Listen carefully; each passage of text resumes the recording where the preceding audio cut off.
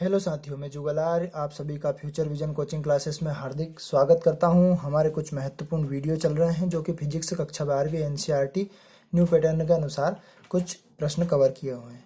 हमारा आज का अध्याय एक नया चैप्टर लेकर हम आपके सामने उपस्थित हुए हैं, जो कि यदि वीडियो आपको पसंद आए तो लाइक शेयर सब्सक्राइब करना ना भूलें, और आप यदि हमारे चैनल पर नए हैं तो चैनल को सब्सक्राइब अवश्य कर दें। आप सभी का मैं ज़्यादा समय ना लेते हुए इस वीडियो को आगे बढ़ाता हूं, और एक चैप्टर नंबर हमारा 7 जो है प्रत्यावर्ती धारा संबंधित, जो कि उप इकाई 4 का चल रहा है। उप इकाई यानी कि प्रत्यावर्ती धारा। अब इसमें हम पूरी इसकी डेफिनेशन, इसके बारे में समझेंगे कि धारा कितने प्रकार की होती है, किस प्रकार से इनके मान होते हैं। और इस वीडियो को आप अंत तक बने रहें और लाइक अवश्य कर दें। वीडियो को शेयर करना ना भूलें, और नए चैनल पर हों तो सब्सक्राइब कर दें। सारे वीडियो, पुराने वीडियो भी आप देख सकते हैं। हमारे यूट्यूब चैनल जुगल आर्य को सर्च करें, प्लेलिस्ट में जाएं और वीडियो देख सकते हैं, या फिर हम इसी में डिस्क्रिप्शन में लिंक दे देंगे पुराने वीडियो की, तो आप उनको देख सकते हैं। आप सभी का मैं ज़्यादा समय ना लेते हुए आपके सामने इस अध्याय का पहला प्रश्न रख रहा हूँ। अध्याय का नाम है विद्युत धारा, और अंक हमने पुराने वीडियो में बता दिए हैं कि इतने अंक के इसमें से आने वाले हैं, क्योंकि ये इसकी अध्याय इकाई 4 की ही उप इकाई है। अब हम प्रश्न क्रमांक पहला कवर करने वाले हैं। प्रश्न क्रमांक पहला है हमारा, विद्युत धारा से आप क्या समझते हैं, इसके प्रकार बताइए। विद्युत धारा के बारे में हम समझते हैं, विद्युत धारा जब भी कभी आवेश प्रवाह होता है, यानी किसी भी चालक में जब आवेश, यानी आवेश के प्रकार भी हम जानते हैं, पहले अध्याय में पढ़ लिए हैं, प्लस और माइनस आवेश। तो आवेश प्रवाह की दर को हम क्या कहते हैं, विद्युत धारा कहते हैं। विद्युत धारा 2 प्रकार की होती है, एक होती है दिष्ट धारा और एक प्रत्यावर्ती धारा। दिष्ट धारा को हम बोलते हैं डायरेक्ट करंट, और इसका बोलते हैं अल्टरनेटिव करंट। अब दिष्ट धारा के बारे में पढ़ते हैं। तो दिष्ट धारा उस धारा को कहते हैं जिस धारा जिसकी दिशा नियत होती है, परिमाण बदले, चाहे बदल भी सकता है या नहीं भी बदल सकता है, पर इसकी दिशा तो फिक्स होती है, नियत होती है कि किस दिशा में से जाना होता है।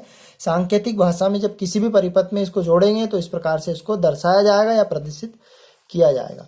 अब यहाँ पर हम पढ़ते हैं कि दिष्ट धारा भी 2 प्रकार की होती है, एक तो होती है समदिष्ट धारा और एक होती है परिवर्तित दिष्ट धारा।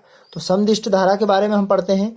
समदिष्ट धारा के बारे में आपको मैं एक्सप्लेन कर देता हूँ, क्योंकि इसको लिखने की जरूरत नहीं है, तो इसको हम एक्सप्लेन कर दें। यानी कि समदिष्ट धारा में दिशा और परिमाण दोनों ही समान होते हैं, और परिवर्तित दिष्ट धारा में ये बदलते रहते हैं, बार बार ये बदलते रहते हैं। अब हम पढ़ते हैं दिष्ट धारा के प्रकार में से, एक तो परिवर्तित धारा, प्रत्यावर्ती धारा। तो प्रत्यावर्ती धारा उस धारा को कहते हैं जिसके परिमाण और दिशा दोनों समय के साथ आवर्तित रूप से निरंतर बदलते रहते हैं, क्योंकि ये धारा का नाम ही प्रत्यावर्ती धारा है। तो जैसे दिशा और समय दोनों के साथ ये मान निरंतर आवर्तित रूप से बदलते रहते हैं, इनका मान कोई फिक्स नहीं होता। और दिष्ट धारा में हमने बताया कि परिमाण, इसकी जो दिशा होती है वो नियत होती है, और परिमाण चाहे बदले या ना बदले। अब हम अगले प्रश्न की तरफ चलते हैं। तो प्रश्न क्रमांक दूसरा है हमारा, प्रश्न क्रमांक दूसरा है प्रत्यावर्ती धारा से संबंधित कुछ महत्वपूर्ण परिभाषाएं। यानी कि इसके अंदर जो जितनी भी परिभाषाएं वो आपको कवर करवा देता हूं मैं। इसमें परिभाषा है हमारी, एक तो धारा का शिखर मान या आयाम भी बोलते हैं, एक हम आवृत्ति के बारे में पढ़ेंगे, और एक आवर्तकाल के बारे में पढ़ेंगे, जिनका प्रयोग हम इनके फॉर्मूले का प्रयोग कुछ महत्वपूर्ण व्यंजकों में करने वाले हैं। तो अब हम पढ़ते हैं सबसे पहले आयाम या शिखर मान। तो आयाम या शिखर मान और इसका फार्मूला हम समझते हैं।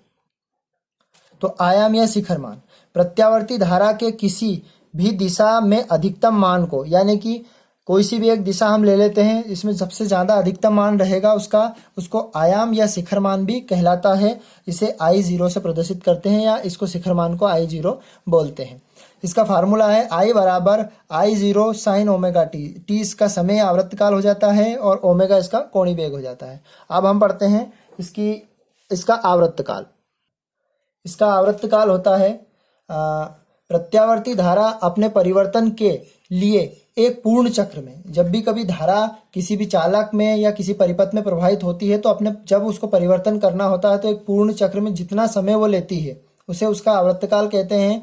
इसे कैपिटल टी यानी बड़े टी से दर्शाया जाता है। इसका फार्मूला है टी बराबर 2 पाई अपॉन ओमेगा। तो ये हो जाएगा 2 पाई, यानी कि पाई हमारा यहाँ पर 180 डिग्री होता है, तो इसमें जब मल्टीप्लाई करेंगे 360, तो एक पूर्ण चक्र में एक राउंड लगाएगा पूरा का पूरा, किसी भी चक्कर लगाना किसी का भी। अब इसका हम आगे बढ़ते हैं आवृत्ति। आवृत्त काल को हम टाइम पीरियड भी बोलते हैं इंग्लिश में। Time period. और इसको जैसे आवृत्ति, अब आवृत्ति पे आते हैं तो आवृत्ति प्रत्यावर्ती धारा 1 सेकंड में जितना चक्कर पूर्ण कर लेती है। अब ये प्रत्यावर्ती धारा अपने परिवर्तन के एक पूर्ण चक्र में, मतलब इसमें एक सेकंड में जितना चक्कर पूर्ण करती है और इसमें उस चक्कर में जितना समय लगता है वो आवर्तकाल कहलाता है। और प्रत्यावर्ती धारा 1 सेकंड में जितना चक्कर पूर्ण कर लेती है उसे उसकी आवृत्ति कहते हैं। इसे न्यू से प्रदर्शित करते हैं। जब इसका हम फार्मूला देखते हैं तो इसका फार्मूला मान लो न्यू बराबर, हम देखते हैं न्यू बराबर 1/t, ये आवर्तकाल का उल्टा होता है। तो आवर्तकाल का मान हमारे पास है तो आवर्तकाल का मान रखते हैं। तो म्यू बराबर 1/2 पाई ओमेगा। जब ये राशि बटे में बटे है तो पलट कर कहाँ चली जाएगी, ऊपर चली जाएगी। तो ये ऊपर म्यू आ जाएगा, ओमेगा आ जाएगा, अपॉन हम लिख देंगे इसमें 2 पाई। जब इसका मल्टीप्लाई करते हैं तो न्यू के साथ गुणा कर देते हैं तो ये ओमेगा बराबर ये हो जाएगा हमारा ओमेगा बराबर न्यू 2 पाई या 2 पाई न्यू। तो ये किसके लिए, हमारा आवृत्ति के लिए हमने प्रश्न पढ़ा या उसके फार्मूले को हमने सिद्ध किया। अब हम एक महत्वपूर्ण नोट आपको समझाने जा रहे हैं। एक महत्वपूर्ण नोट यानी कि हम जब घरों में हमारी विद्युत प्रवाहित करते हैं या घर वाली जो विद्युत होती है वो विद्युत हमारी प्रत्यावर्ती धारा होती है।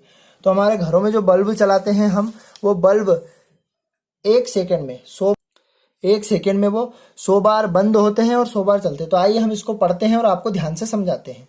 घरों में दी जाने वाली धारा प्रत्यावर्ती धारा होती है, जो कि भारत में इस धारा की आवृत्ति जो होती है, इसकी फ्रीक्वेंसी जो होती है 50 चक्र प्रति सेकंड, माने 1 सेकंड में 50 चक्र लगा सकती होती है।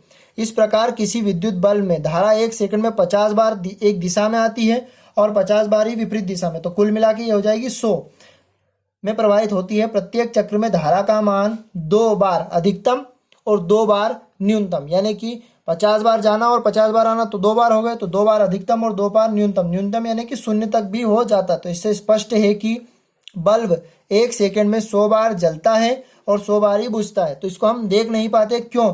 क्योंकि किंतु दृष्टि निर्बद्धता के कारण हम बल्ब को लगातार वो हमें जलता हुआ प्रतीत होता है। ये हमारा इसका फर्स्ट नोट कवर किया। अब हम सेकंड नोट कवर करते हैं। ये नोट कुछ महत्वपूर्ण है जो कि आपकी परीक्षा में आने की इसमें प्रबल संभावना है, IMP है। ये सेकंड नोट है हमारा, प्रत्यावर्ती धारा के एक पूर्ण चक्र में प्रत्यावर्ती धारा का औसत मान यानी कि एवरेज प्रत्यावर्ती धारा जो आई होती है, यानी कि जिसको हम AC से प्रदर्शित करते हैं, AC से अल्टरनेटिव करंट का औसत मान 0 होता है। कब? एक पूर्ण चक्र में इसका एवरेज जो होता है वो 0 होता है। अब हम इसका थर्ड नोट पढ़ते हैं। जैसे हमने औसत मान की बात कर ली धारा में, अब इसमें वोल्टेज की बात करेंगे तो एक पूर्ण चक्र में प्रत्यावर्ती वोल्टेज का मान भी 0 होता है। ये नोट इसको कवर करता है। नोट नंबर 4, यदि ये तो हमने पूर्ण चक्र की बात कर ली, यदि अर्ध चक्र की बात करें हम तो अर्ध चक्र में प्रत्यावर्ती धारा का औसत मान 2I0 पाई होता है, यानी कि धारा का शिखर मान और उसके पाई से जब भाग लगा देंगे दुगना करके तो उसके अर्ध चक्र के बराबर होगा इसका धारा का औसत मान। अगला नोट हम देखते हैं, एक अर्ध चक्र में प्रत्यावर्ती वोल्टता का औसत मान 2μ0/पाई होता है। इसमें हमने धारा I0 शिखर मान से ली थी, अब इसमें 2μ0I हो गया। अब हम अगला वाला प्रश्न कवर करते हैं, प्रत्यावर्ती प्रश्न नंबर 3। 2 प्रश्न हमने कवर कर लिए हैं। कुछ महत्वपूर्ण प्रश्न हमने इसमें प्रत्यावर्ती धारा के इंट्रोडक्शन में या इसके प्रस्तावना में पढ़े हैं। अब हम प्रत्यावर्ती धारा का वर्ग माध्य मूल मान, ये कि जो जिनमें इन सूत्रों का प्रयोग करा है, इन सूत्रों का प्रयोग हम कुछ व्यंजकों में भी करेंगे। तो प्रत्यावर्ती धारा का वर्ग माध्य मूल मान को परिभाषित कीजिए। इसका आंसर है हमारा, एक पूर्ण चक्र में धारा का वर्ग यानी कि वर्ग लगा दिया हमने, स्क्वायर कर दिया, के माध्य के वर्गमूल को प्रत्यावर्ती धारा का वर्ग माध्य मूल कहते हैं। इसे IRMS से प्रदर्शित करते हैं। RMS से प्रदर्शित करते हैं। तो IRMS बराबर I0 यानी शिखर मान होता है धारा का, जो कि हम पढ़ चुके हैं, अपॉन 3 यानी कि 3 गुना होता है। और माफ करना, ये यहाँ पर थोड़ा सा मिस्टेक है, यहाँ पर हमें √3 की जगह पर √2 आएगा, यानी कि इसका अब यदि √2 का मान रखते हैं हम तो 0.707 होता है और I0, यानी हम कह सकते हैं प्रत्यावर्ती धारा का वर्ग माध्य मूल मान उसके शिखरमान, शिखरमान को हम कहाँ से दर्शाते हैं, आई, उसके शिखरमान का 1/√2 या 0.707 गुना होता है। अब हम एक महत्वपूर्ण प्रश्न जो कि प्रश्न क्रमांक चौथा कवर करने वाले हैं, वो प्रश्न क्रमांक चौथा है एसी और डीसी में अंतर। अब एसी और डीसी यानी कि हम इसको बोल सकते हैं प्रत्यावर्ती धारा और दिष्ट धारा में अंतर, या हम इसको ऐसा भी बोल सकते हैं, इंग्लिश में बोला जाए तो डायरेक्ट करंट या अल्टरनेटिव करंट। ये शॉर्टकट भाषा में इसको लिखना चाहें तो हम लिख सकते हैं एसी, प्रश्न में बहुत बार आया है, एसी और डीसी में अंतर। और एक महत्वपूर्ण प्रश्न, मोस्ट इंपॉर्टेंट प्रश्न ये परीक्षा की दृष्टि से बताया गया है। तो हम पहले इसका एक डेफिनेशन समझते हैं, जो कि डेफिनेशन हमने पिछले प्रश्न में लिखी भी है, लेकिन हम इसमें फिर एक बार और इसको टेबल के अनुसार या अंतर के अनुसार हम देख लेते हैं। तो प्रश्न पढ़ते हैं हम, प्रत्यावर्ती धारा और दिष्ट धारा में अंतर अथवा एसी और डीसी में अंतर। एसी हम देखते हैं प्रत्यावर्ती धारा के परिमाण और दिशा दोनों आवर्तित रूप से परिवर्तित होती रहती है। ये हमने पहले भी पढ़ लिया है कि इसका परिमाण और दिशा समय के साथ आवर्तित रूप से बदलती रहती है। और दिष्ट धारा दिशा नियत होती है और परिमाण बदले या ना बदले। ये भी बोल रहा है कि इसकी दिशा नियत होती है, लेकिन हम ये नहीं कह सकते हैं कि इसका परिमाण बदल सकता है या नहीं बदल सकता। अब दूसरा वाला हम देखते हैं, यहां धारा रासायनिक और चुंबकीय प्रभाव प्रदर्शित नहीं करती है। कौन कौन सा प्रभाव, एक तो रासायनिक प्रभाव और चुंबकीय प्रभाव नहीं प्रदर्शित करती है, केवल ऊष्मीय प्रभाव को दर्शाती है या प्रदर्शित करती है। केवल और केवल इसमें ऊष्मा का ही प्रभाव होता है। कौन सी धारा में, एसी धारा में या प्रत्यावर्ती धारा में। और यहाँ धारा रासायनिक और चुंबकीय प्रभाव प्रदर्शित करती है, यानी कि ये तीनों ही प्रभाव को दर्शा सकती है, रासायनिक प्रभाव, चुंबकीय प्रभाव और ऊष्मीय प्रभाव, तीनों को दर्शाती है। अब हम पॉइंट नंबर 3 पे आते हैं। तीसरा पॉइंट है, इस धारा के मापक यंत्र धारा के ऊष्मीय प्रभाव पर आधारित होते हैं। क्यों? क्योंकि ये ऊष्मीय प्रभाव को दर्शाती है, तो इसका मापक यंत्र किस पर आधारित होता है, ऊष्मीय प्रभाव पर आधारित होता है। और इस धारा के मापक यंत्र धारा के चुंबकीय प्रभाव पर आधारित होता है। केवल और केवल वो तीनों को दर्शाती है, किंतु केवल उसका जो मापक यंत्र होता है, गैल्वेनोमीटर होता है, जो धारामापी होता है, वो केवल ऊष्मीय प्रभाव को दर्शाता है और केवल ये ऊष्मीय प्रभाव को दर्शाता है एसी में, और डीसी में चुंबकीय प्रभाव को, क्योंकि ये डायरेक्ट करंट है। पॉइंट नंबर 4 पढ़ते हैं हम इसका, बिना ऊर्जा क्षय के इस धारा को कम किया जा सकता है। कौन सी धारा को? बिना ऊर्जा क्षय के इसको कम किया जा सकता है, और इसको बिना ऊर्जा क्षय के इस धारा को कम नहीं किया जा सकता है। अगला वाला पॉइंट, ट्रांसफार्मर का उपयोग करके, इसमें ट्रांसफार्मर का उपयोग करके इस धारा की वोल्टता को बदला जा सकता है। कौन सी धारा को? ट्रांसफार्मर या डीपी जिसे हम बोलते हैं। ट्रांसफार्मर का उपयोग करके जो एसी धारा होती है उसके धारा के मान को या वोल्टता को बदला जा सकता है, और ट्रांसफार्मर का उपयोग करके इसको नहीं बदला जा सकता। जो डायरेक्ट करंट होता है, जैसे कि इन्वर्टर हो, बैटरी हो, किसी भी प्रकार की बैटरी जिसमें धारा को इकट्ठी करके रखते हैं वो, तो ये होती है, ये वाली हमने इधर पढ़ी एसी और इधर पढ़ी DC, alternative current, direct current. तो ये प्रश्न हमने इस वीडियो में हमने 4 प्रश्न कवर किए हैं। यदि वीडियो आपको पसंद आए तो हमारे वीडियो को लाइक जरूर करें, और ये वीडियो हमारा शेयर अवश्य कर दें, ताकि आप ज़रूरतमंदों के पास इस वीडियो को पहुंचा सके। यदि चैनल पर नए बने हुए हैं और अगले वीडियो देखना चाहते हैं तो हमारे चैनल को सब्सक्राइब करना ना भूलें, बेल आइकन को दबा दें, ताकि आपको हम जिस प्रकार से वीडियो की नई अपडेट्स देते रहें आपको वो मिलती रहें। ये वीडियो हमारे चल रहे हैं भौतिक विज्ञान कक्षा 12वीं के।